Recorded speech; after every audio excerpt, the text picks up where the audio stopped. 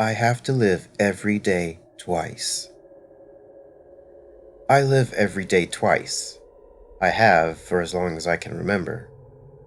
As an infant, I thought that everyone got to practice a day and then do it for real.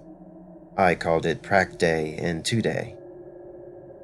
No one else talked about Prac Day, and my parents told me what a good imagination I must have.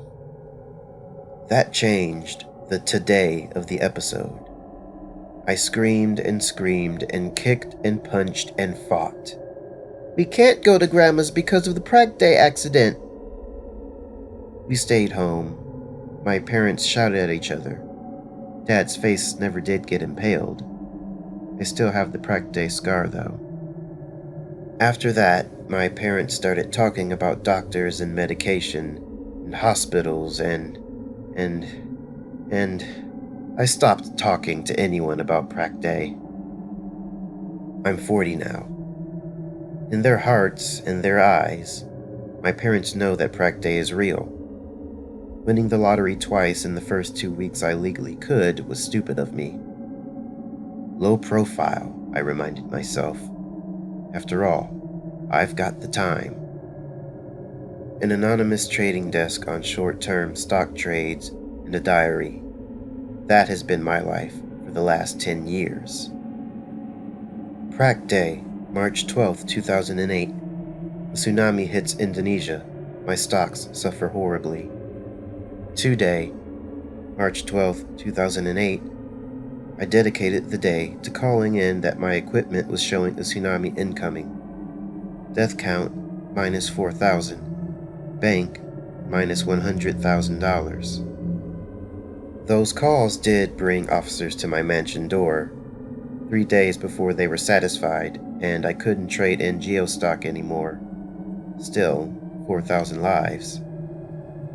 Prac Day, July 9th, 2010.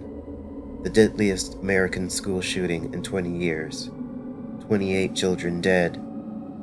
2-Day, July 9th, 2010. Short sell NRA shares. Bank, plus $200,000. What would God allow that twice? I had enough warning to do something. How could God not?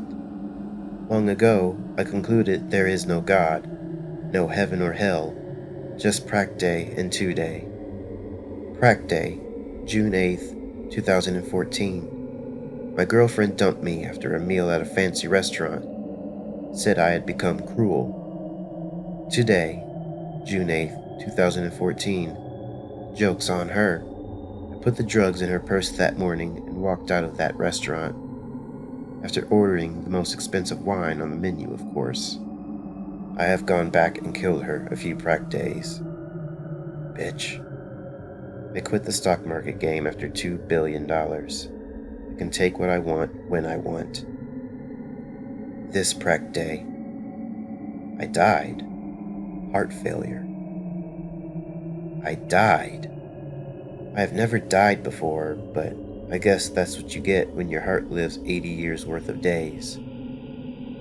They must have called it slightly early because I remember hearing time of death, 4:05 p.m. That thing about God. Fuck. Well, I don't know about heaven, but I spent 9 hours in hell. Excruciating, unbearable agony. This 2-Day. I positioned myself in a dedicated emergency room with the best doctors money can buy. 3 p.m. If I survive this, I need to earn my spot in heaven, or I will have to live every day in hell twice.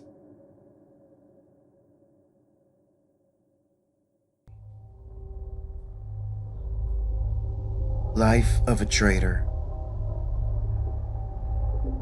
You know, it's funny really. In a maximum security prison filled with murderers and rapists, the worst thing they can do to you is leave you completely alone. Solitary confinement. The human brain needs input, or it quickly descends into horrifying madness of its own company. In 2086, when the world government fell into a dictatorship, capital punishment became very common. However, it was solitary confinement that people feared. That was reserved just for treason. I spent my working life making the solitary confinement cells and carrying out the confinement. Here's how it works. The cells are molded to exactly fit the condemned. They are human-shaped coffins, arms out to the side at 30 degrees, legs 45 degrees apart. For the insertion process, the traitors are sedated. The eyes, ears, and mouth are not damaged, but all are sealed permanently shut. An automated breathing tube inserted through the throat. 3 IV lines are inserted to feed nutrients. We use 3 lines in case of mechanical failure on one. Catheters are inserted to handle waste. The condemned are sealed in and buried in the very public traitor's graveyard, with enough autonomous supplies to last 80 years, but to be considered dead from that day. Nasty, right? Well, that has been my job for the last 20 years, and I am pretty numb to the idea of it. 1 person a day entered the traitor's graveyard. This was so that the condemned person's story could feature on the evening news, along with their frenzied begging for a pardon. It hasn't caused me distress in many years. That was until last week, when I was convicted of treason. I can't really argue. I'm guilty. But after seeing the things I have seen, is it surprising I turned to murder? This regime needs to be brought down. This barbaric practice of solitary confinement needs to end now. But it will take a better man than me to achieve that. Today, I woke up from the sedation. My eyes and mouth sealed shut. Deafening silence and dazzling blackness greet my panicked brain. Fight or flight response kicks in, and I choose between 0 options. I can't move an inch. Even my fingers are molded into place. I just keep thinking about all those people I put down here. All the things I wish I had done differently. I can't have been down here for more than a week, and I would choose death if I could. I would give anything to take back the treason I committed, the 7,000 people I killed. I only did it to save others from untold suffering. I did it while they were sedated. A syringe of air into their veins to cause cardiac arrest. 1 murder each day for 20 years. It's just me alive down here, living the life of a traitor.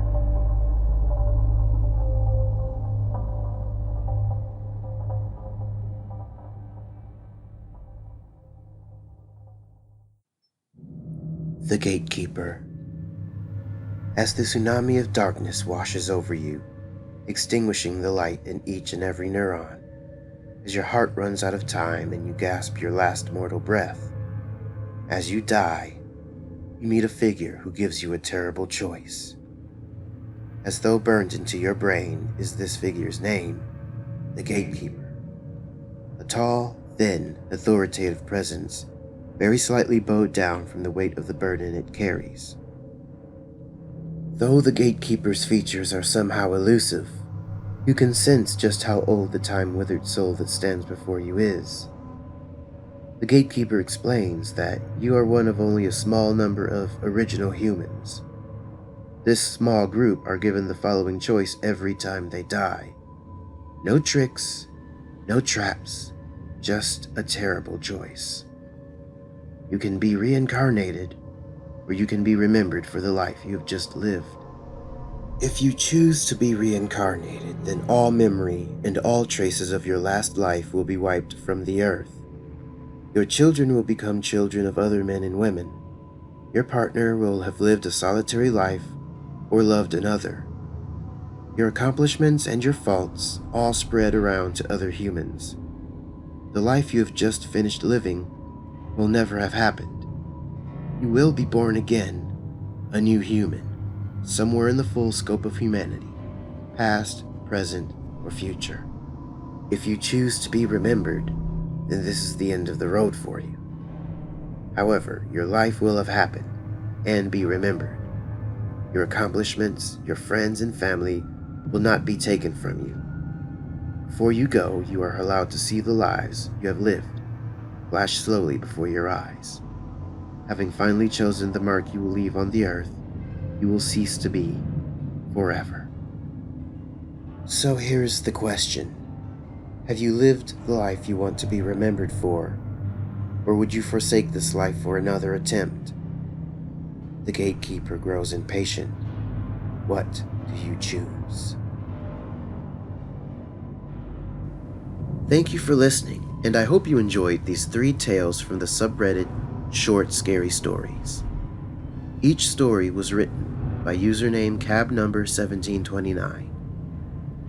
If you enjoyed these readings, then please like, share, comment, and subscribe for future readings by me, nerdxcorexcreep.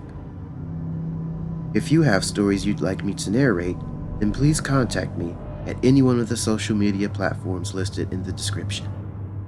I am still learning the ropes to this, so I hope you stick with me as I continue to grow my channel. Thank you again, and have a creepy night.